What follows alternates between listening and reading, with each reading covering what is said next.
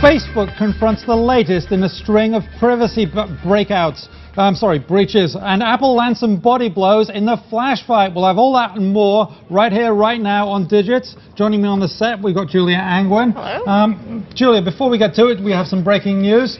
The FTC, that's the Federal Trade Commission, has closed its investigation into the Google AdMob deal. It was valued at $750 million. The FTC says they see nothing wrong with the deal.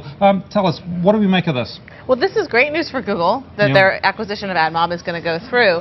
And they have really Apple to thank for it, because the Commission said in its statement that they would have been very concerned about this combination if Apple hadn't launched a competing mobile ad network during the time they were investigating the deal. So Google must be cheering Apple right now, and I understand the deal may close in the coming weeks, says Google. More on that on WSJ.com and various places in our web service. Okay, joining us now, Emily Steele, coming onto the set to talk about this privacy breach, security and privacy violation. Emily, what do we need to know? So what happened is Facebook, MySpace, and several other social networking companies were found to be sending advertisers and advertising companies details that could be used to find consumers' names and other personal information, even though they promise they don't share that information. Okay, now what companies were doing this? Because it wasn't just Facebook. Right, so it's important to note that many social networking sites were doing this, and in this case, Facebook went a bit further, because in those cases, the data that was sent can signal the name or the person that was clicking on the ad, not just the page that was being viewed. But the other companies include MySpace, LiveJournal, High5, Zynga, and Dig. Okay, it's worth mentioning MySpace is owned by News Corp, and it's a sister company of the Wall Street Journal in our big, huge network that keeps getting bigger every day. Okay, has this been fixed completely? What Facebook and MySpace said is that they're moving to fix the changes, to make changes to their code, and by Thursday morning, Facebook had said that they had fixed those offending pieces of code. Okay, so sort of, yeah. The thing that's outrageous, though, about this story is that it was known for 9 months. An academic paper had come out 9 months ago saying that this was happening. So how did they not know? And they never fixed it. Did you ask that? That's the question, and we said that several of the companies said that they were aware of the report, but they said that they're now moving to fix it. So. They're now moving. That's interesting. They were aware and only now moving. So, Julia, does this push for the government's move to have more privacy regulation? Do you think this is like more fuel for that? It is. I mean, look, there's already all of this talk in Washington about regulating online privacy and questions from lawmakers and from the regulators at the FTC about whether we're really doing enough to police privacy online.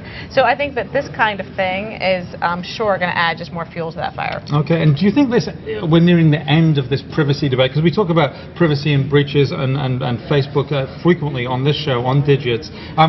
Does this mean that maybe Facebook's going to wake up and fix it, and all the other sites are just going to fix it, and we won't ever have to talk about it again? Or is it just going to be more skeletons coming out month after month? I mean, unfortunately, if you look at history as any guide, there's going to be more skeletons every day, actually.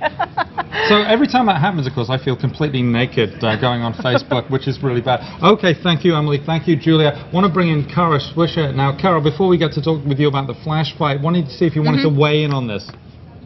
With a privacy thing, this has happened. This is in the DNA of Facebook. They've gone through this a million times. They'll probably overcome this one too, because people want to share more than consumers do. I think the press makes a bigger deal of it than consumers feel about it. But they've been doing this over and over again and seem to only grow bigger every time they do it. So it's an interesting an ironic situation. Yeah, it is an interesting situation. I'll tell you, I'm one of the members of the press that do feel absolutely awful whenever this happens. Okay, turn now to Ben Worthen. He's with the Wall Street Journal in San Francisco.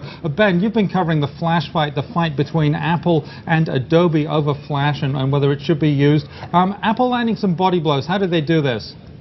Well, Apple's devices, the iPhone and more recently the iPad, have gained a lot of mind share. People care about these devices, and companies want their websites to be viewable on them. Right now, Apple's decided that you can't view a website that uses Adobe's Flash technology on those devices. And so increasingly, companies are saying, you know what, we have to use alternative technologies to build the sites. So companies are not just dumping Flash or dumping that Adobe product, they're using both, right? Is that costing them a lot more? Yeah, it is. It's costing them a lot more in time and then money, of course, because you have to pay for that. Right, so no one is getting rid of Flash necessarily. What's happening is they're pursuing simultaneous tracks, so proportionally the amount of Flash work is going down. But what happens is that these developers have to build a separate site using Apple-sponsored tools and another separate site using the ones from Adobe. Okay, well, I got a copy of a paper from a few days ago saying we love Apple. It was an advert published by Adobe. Do you think Adobe still loves Apple right now, or are Adobe getting hurt by this?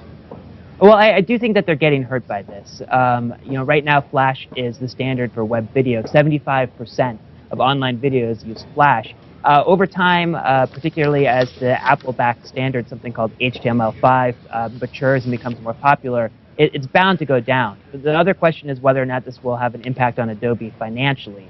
That's less likely. Adobe doesn't make money by selling Flash. They make money by selling the software people use to create websites, and even people who are building websites for Apple use the software from Adobe to do that. So maybe they still do love them. Thank you, Ben. I want to bring in Kara Swisher now. Kara, how do you see this playing out? No, it's just, again, another fight that geeks care about and the press, and of course consumers don't care at all as long as they get their video. It's sort of like arguing about the asphalt on a road. I mean, eventually they're going to go to HTML5, and Adobe's going to have to cope with this. I think a lot of companies that back it do want to go to HTML5, even though Google very loudly proclaimed its love of Adobe yesterday at its I/O conference. It's still wanting to move to HTML5, which I think is inevitable. So Kara, from what I'm hearing from you, though, is that will hurt Adobe, right? Of course it will. Of course it will. You have one of the most important companies in video saying they don't want to use their video, so that's kind of like dead obvious. Yeah, it is. It does sound like a body blow, if not a chin blow. Thank you very much, Kara Swisher, with All Things Digital in San Francisco. Final word to you, Julia. Yeah, it's a bad day for Adobe. A bad day for Adobe. Okay, there you have it. That's Digits for today. And for this week, we'll be back next week with Digits, 1 p.m. every weekday. And I'll be back at 4 for the News Hub. Have a great afternoon.